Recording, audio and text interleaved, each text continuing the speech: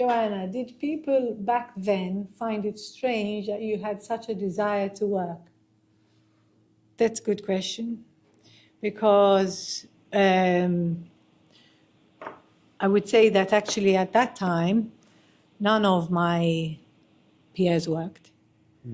And this is something that I could share, and I've often thought it, and I don't want to sound disrespectful to the church, because I'm not. I'm a practicing Catholic, as far as I try anyway. But I remember going to church with my kids, and I remember sermon let's not say so many times, but a few times when the priest was saying that women that went out to work were actually breaking up the family.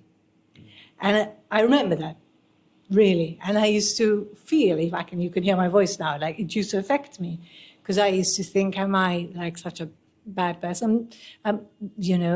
Doing this, like going out to work.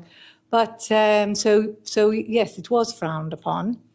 But for me, it was just made, I just felt I had to do it. It just filled me with something else.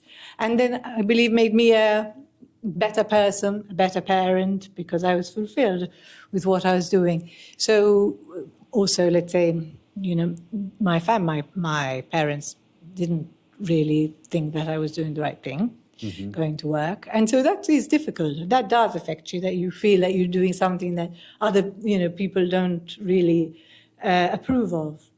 But that wasn't going to stop me. I just thought that I felt that this is my role in life, that I'm going to work and I will work, and I suppose because it wasn't expected, that maybe pushed me even more to push that boundary. Yes.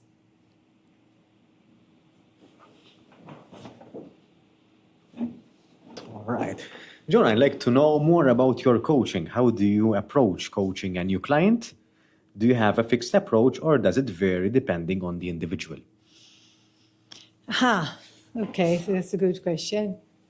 It does certainly vary on the individual, because as coaching, as you know, is a very individual and personal journey. So the client will come, especially when we're talking about individual one-to-one coaching, not organizational, I would say. So the client would come with a specific, goal, whether it's thinking about setting up their own business, but feeling that they're not good enough, let's say. So if this was the goal, then immediately, so the approach has to be in working on what is it that they're feeling that they're not good about, what are their doubts, what's the belief that's perhaps holding them back, and eventually we then start to make a plan in order to start working towards a goal, in order for them to be able to step out into that new part of their career.